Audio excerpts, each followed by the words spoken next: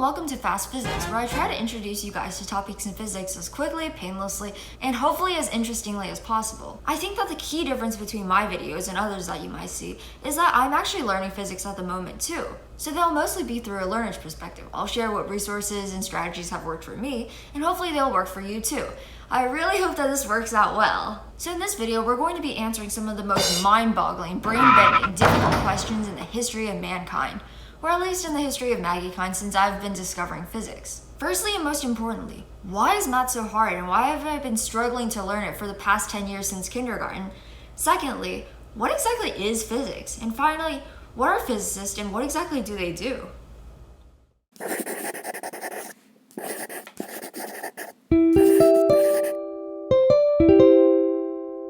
Before we get into our questions, let me introduce myself. My name is Maggie, I'm 15, and I'm not a physicist or a physics teacher or anyone who's really qualified to be teaching physics. I have been teaching myself physics over this past summer though, and I feel like I've stumbled into every single pitfall that physics has to offer, so hopefully I'll be able to act as a kind of guide for you if you're learning physics as well. If you're just looking for a quick recap of some of the topics in physics, I hope that my videos will be able to help you too. If you're currently learning physics, I also definitely recommend Khan Academy and the AP Physics Collection.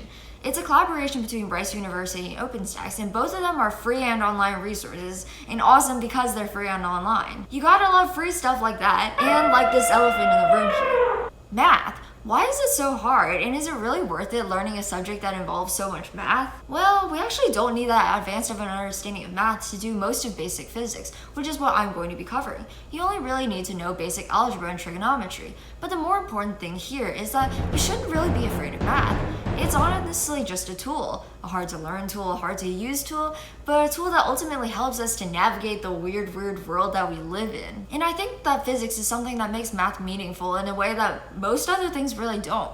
If none of that convinced you, let me just put it this way though.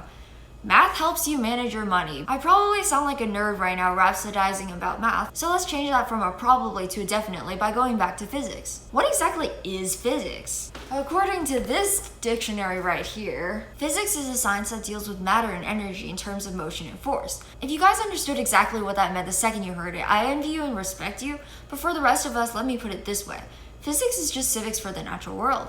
In civics, we learn about the laws of a country, and we study how the relationships between the branches of government make the country that we live in the way that it is. In physics, we do the same thing. We learn about the laws of the natural world, and we learn about how the relationships between things in the natural world, like matter and energy, motion and force, make the natural world that we know the way that it is. It's kind of like when you're starting to play Smash and you're starting to discover all those character controls. Once you've gotten them down, you can basically play every character. You might not be good at them, you'll be absolutely pulverized by an expert, but even if you're playing a new character that isn't your main, you can pretty much figure that pressing up B will be that character's recovery. But that will only work if nobody has reconfigured your control settings, or within the context of this analogy, if nobody has messed with the basic laws of your Smash universe. So now that we've established that we can compare physics to civics, or like playing Smash, what are physicists? Are they the lawmakers or the ones that have to follow the laws? Well, they're kind of both. Physicists are people that look at trends in the natural world. An apple falling off a tree, me falling out of bed,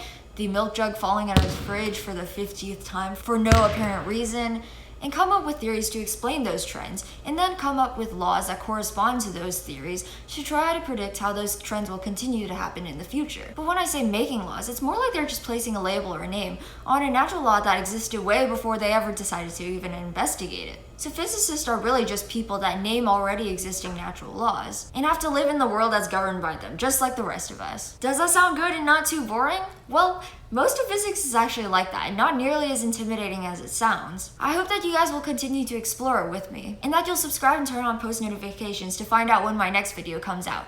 Thank you for watching, bye!